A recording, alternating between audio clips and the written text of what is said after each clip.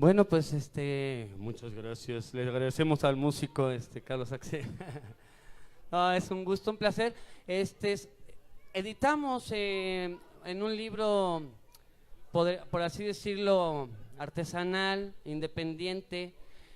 Fomentamos también la lectura de Juan José Arriola, ya que este libro pretende también ser para una lectura amena, histórica, de recorrer las historias que fomentaron la vida y obra de Juan José Arriola, bajo una lectura sencilla y amena para jóvenes de preparatoria y para todas las edades.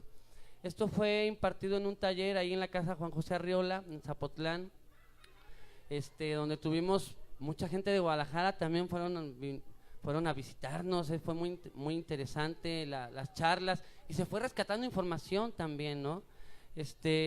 La otra parte del libro es la bibliografía, al menos de unas 120 cuartillas, que hablan de los estudios, ensayos, reseñas en periódicos, revistas, sobre la obra de Juan José Arriola, y que los estudiosos o la gente interesada puede encontrar.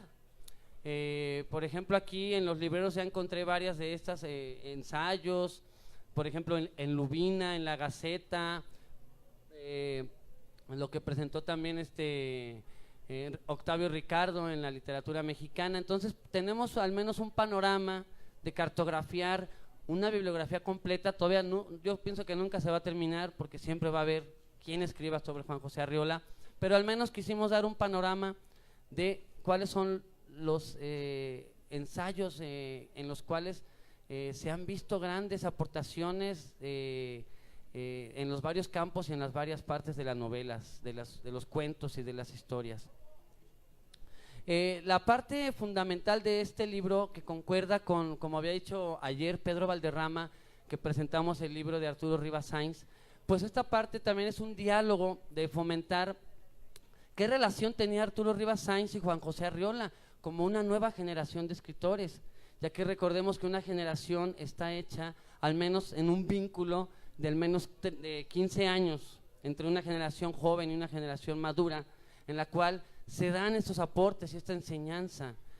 José Ortega y Gasset, que fue Arriola gran lector de la revista de Occidente, habla de este método de las generaciones y considera que hay generaciones espontáneas que nacen sin maestro, casi algunas, y hay otras en las cuales se da el vínculo de la enseñanza, ¿no? Ya que se transmite, como decía Fernando Castro, la enseñanza se transmite, y en este medio es como también se conserva, a partir de la memoria y la tradición, el pensamiento, ¿verdad?, de un escritor.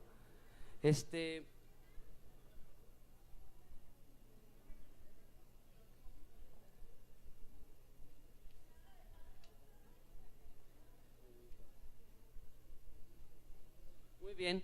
En este sentido, ¿cuáles son las afinidades entre Arturo Rivas Sainz y Juan José Arriola? ¿Verdad? Ya que recordemos que Arturo Rivas Sainz nació en 1905 y Arriola en 1918, o sea, concuerdan 15 años entre generación, ¿verdad? La generación de 1915, que son los fundadores, ¿verdad?, y las generaciones fundacionales de la Revolución Mexicana, tienen un acercamiento a la Revolución Mexicana, una actitud de responsabilidad y oportunidad de poner orden. Vemos que se crean las grandes instituciones como el Instituto Nacional Indigenista, el Instituto Politécnico Nacional, el Fondo de Cultura Económica, la editorial Yus, Letras de México, El Hijo Pródigo. También en Jalisco surgen Bandera de Provincias, Vía, Pauta, EOS. Estos rasgos principales de la generación de 1915 es que es una generación que nace aislada del mundo exterior, pero que tiene una vocación humanista también. Recordemos esta generación: Samuel Ramos, ¿verdad?, Daniel Cosío Villegas, que también grande humanista del Colegio de México, Octavio G. Barreda, que trajo Letras de México, y Arturo Rivas Sainz. En ese sentido se da un acercamiento porque Rivas Sainz venía ya haciendo revistas culturales como Vía, Pauta. Se encuentra con un Juan José Arriola que no había publicado todavía, más que El Sueño de Navidad, en El Vigía, en el periódico de Zapotlán, pero hizo el bien mientras vivió, que fue su primer cuento en la revista EOS.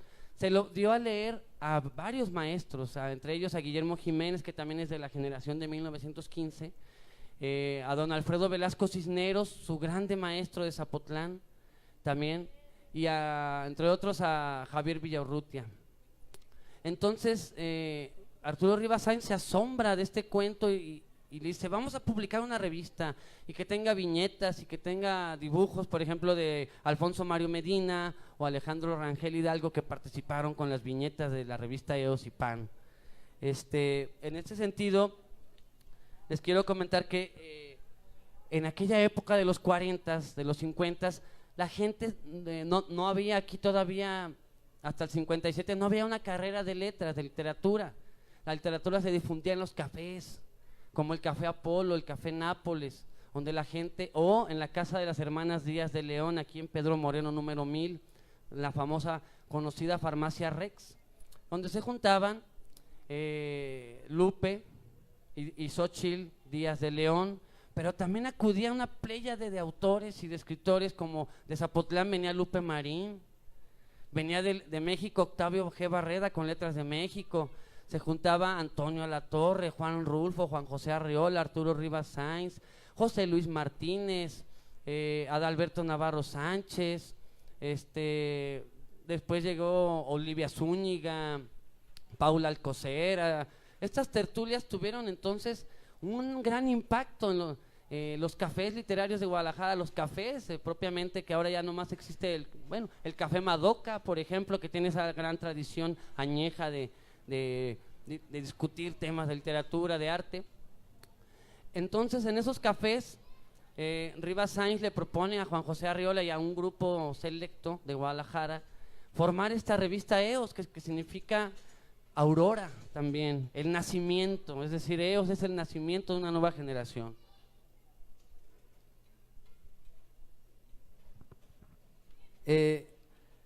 Cabe mencionar que Arturo Rivas Sáenz se halla entre dos generaciones, la de 1915 y la de 1929, que es la que pertenece a Juan José Arriola.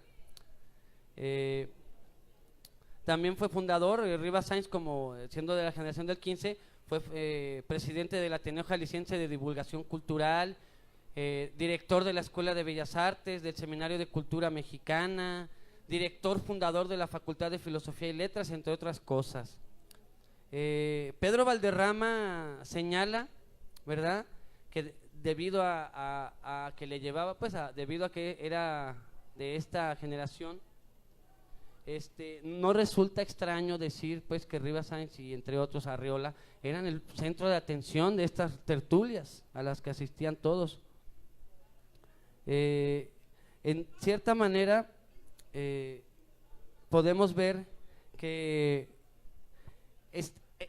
esta generación funda revistas, funda ateneos culturales, ¿verdad?, y también preparan talleres literarios. Arturo Rivas Sáenz, el mismo Juan José Arriola serán maestros, talleristas, de formadores de nuevas generaciones, pero también editores de revistas, ¿no?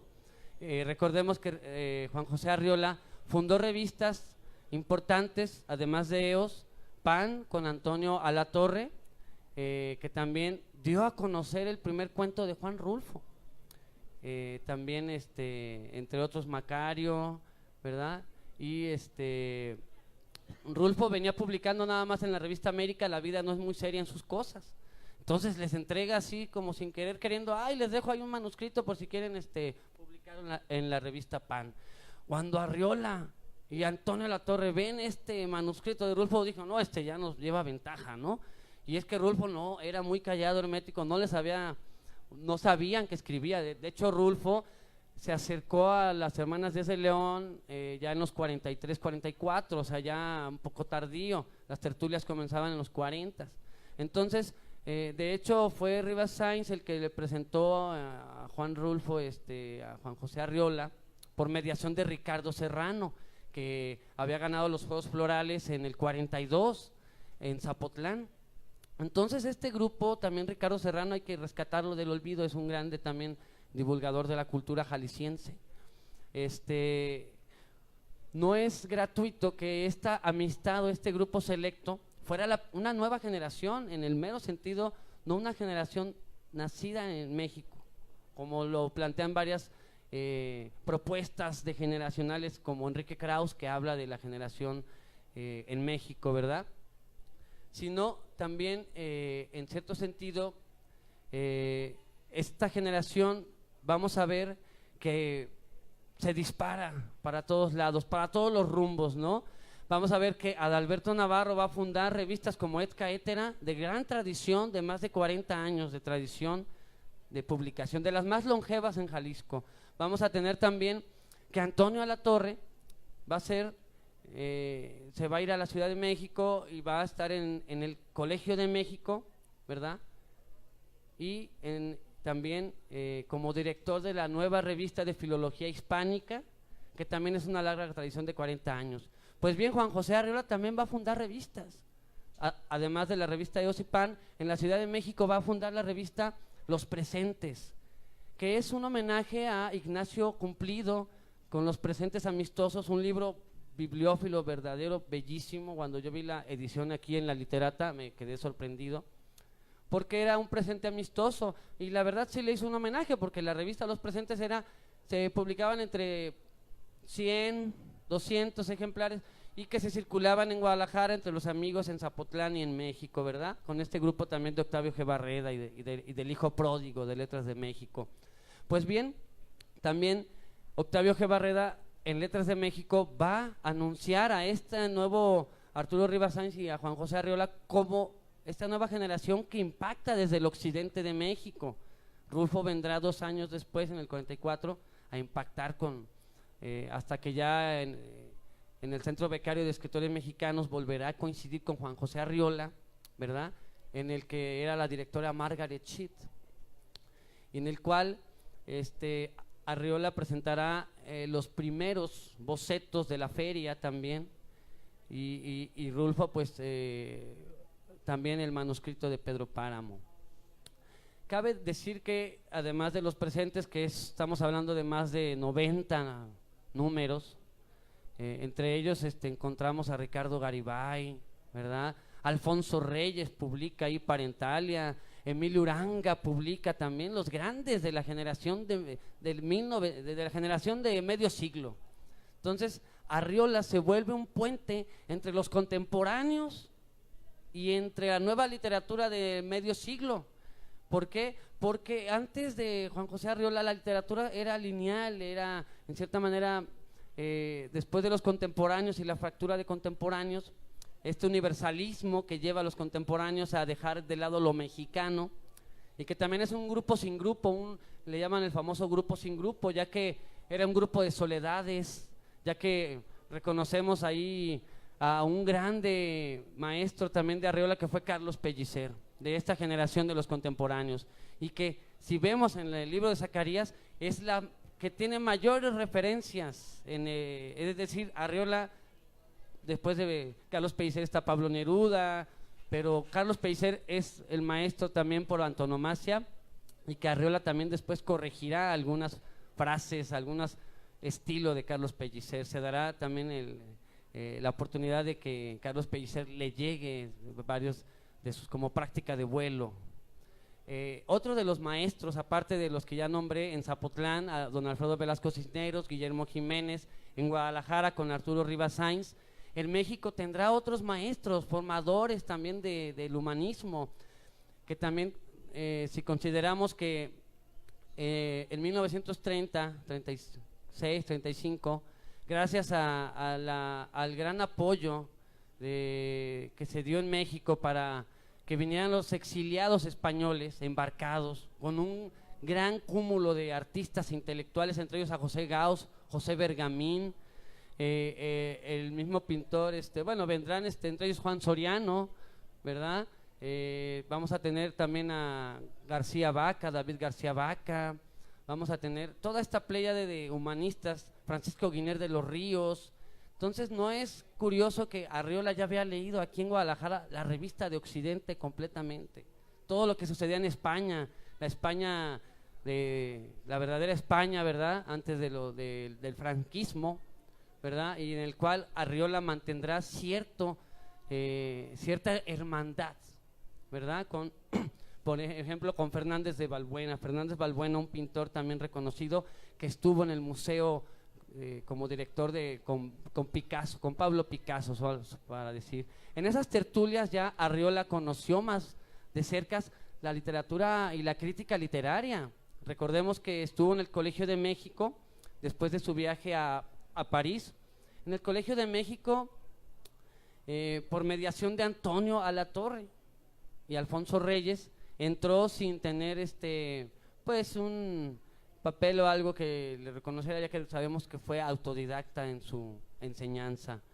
Entonces, don Alfonso Reyes le da una beca para que Arriola pues lo estimula, ¿verdad? Y para que haga un diccionario de regionalismos del sur de Jalisco. También ya dentro del Colegio de México se instala en el Fondo de Cultura Económica. Entonces Arriola dice, es que mi verdadera universidad fue el Fondo de Cultura Económica. Ahí tuve clases y ahí tuve a los mejores, pues a Daniel Cosío Villegas, entre otros, ¿verdad?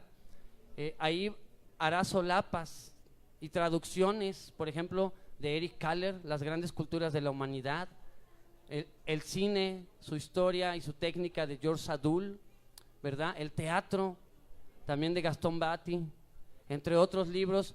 Ahí aprendió la brevedad y la concisión para poder hacer las solapas. Entonces, no es gratuito que en el Fondo de Cultura Económica se embebiera de la antropología, de la historia, de la literatura, de la filosofía y de las humanidades en general. Arriola ya en ese momento se da la oportunidad de ya publicar, además su primer libro, Varia Invención, y que ese libro lo van a celebrar nada más ni nada menos que el Grupo Hiperión de la Ciudad de México, conformado por intelectuales filósofos como Luis Villoro, Ricardo Guerra, Emilio Uranga, entre otros, Leopoldo Sea, que le van a hacer un festín para celebrar este libro de Varia Invención. Posteriormente publicará Confabulario. Entonces, ¿no es curioso que Arriola aparezca en la colección Tezontle entre dos grandes maestros, ahí como sándwich, entre Alfonso Reyes y Enrique González Martínez? Gran admirador también de Arriola, admiraba mucho la poética de este modernista jalisciense de los Altos. En ese sentido, después, ya en la década de los 50, Arriola considera, la misma doctora Margaret Sheet le hace, pues ya que fue de la primera generación de becarios, le hace la oportunidad, la invitación para que él haga talleres literarios. Son los primeros talleres literarios que no son académicos o institucionales y que tienen una gran creatividad. Ya nos había comentado Pablo Brescia, era un verdadero mecánico de los artefactos literarios. Entonces ahí se corregían, se veían perceptiva literaria, fonética, musicalidad, pero también sobre todo se difundían y se publicaban a los escritores. No es como ya lo había contado Víctor Manuel Pasarín, se publica a Carlos Fuentes, Los días enmascarados, se publica a Elena Poniatowska, se publican también a autores consagrados como Julio Cortázar, con Final de juego, pero se publican a otros más o menos también de la generación como Ricardo Garibay y Mazamitla, que también tienen mucho que ver con la feria en ese sentido. Posteriormente, Arriola adquirirá una imprenta Heidelberg en Río Volga en su casa y invitará a toda esta pléyade de autores interesantes e interesados en conocer a Juan José Arriola, ¿verdad? De lo cual surgirán los cuadernos del unicornio, estos pequeños plaquettes bellísimos, artesanales en papel fabriano, y de los cuales comenzará con Beatriz Espejo, ¿verdad? Entre otros, la otra hermana de Beatriz Espejo. Se difundirán también autores de la generación de medio siglo, pero también ya autores de la generación de 1968, de la Onda, con la revista Mester, que son 12 números bellísimos, en los cuales vamos a encontrar también a autores como Eduardo Lizalde, Agustín con la tumba, ¿verdad? También, por ejemplo, ¿no? Entonces, no es gratuito que Arriola, uno dice, no tuvo formación en una escuela, pero la verdad su vocación humanista y sus grandes maestros de Zapotlán, Guadalajara, los exiliados españoles, en el Colegio de México, no es gratuito que Arriola se volviera también un mediador entre la cultura y entre los jóvenes, entre la nueva literatura, ¿verdad? Que le apostara a la literatura, ya que Arriola dice, yo no tuve tiempo de dedicarme a la literatura, pero confío en los jóvenes, porque ellos sé que harán este traspaso, ¿verdad? Este trasplante de la cultura y de la emoción, de la vitalidad, de la fuerza de la cultura, ¿verdad? Ya que dice Ortega y Gasset, soy yo y mis circunstancias, y si no la salvo a ella, no me salvo a mí. Entonces, bueno, en este libro vienen, por ejemplo, viene los antecedentes, es decir, José María Arriola, su tío, un sabio de los sabios aquí científicos de Jalisco, vendrá la enseñanza en Zapotlán, vendrá el cultivo en Guadalajara de las letras, vendrá también el viaje a París con los grandes maestros de teatro, ¿verdad? Y de las grandes manifestaciones culturales. También a su regreso a México en el Fondo de Cultura con la generación de la Onda. Entonces, bueno, es un viraje a través de las generaciones. No es raro que también Arriola, es muy difícil en este mapeo encontrar la generación a la que pertenece Arriola, ya que las estadísticas fallan en ese momento, porque Arriola se escapa, como en el tablero de ajedrez, en el unicornio, se escapa de estas jugadas de críticos que intentan también plasmar, pero lo que se intenta plasmar es todo lo que circula alrededor de Arriola, es decir, un cosmos estético y un cosmos humanístico en el cual Arriola formó la literatura y entra en el panorama de la historia de la literatura mexicana, ¿verdad? Como formador, no solamente como escritor, sino como formador y maestro, ¿verdad? Auténtico maestro y sabio de la literatura mexicana.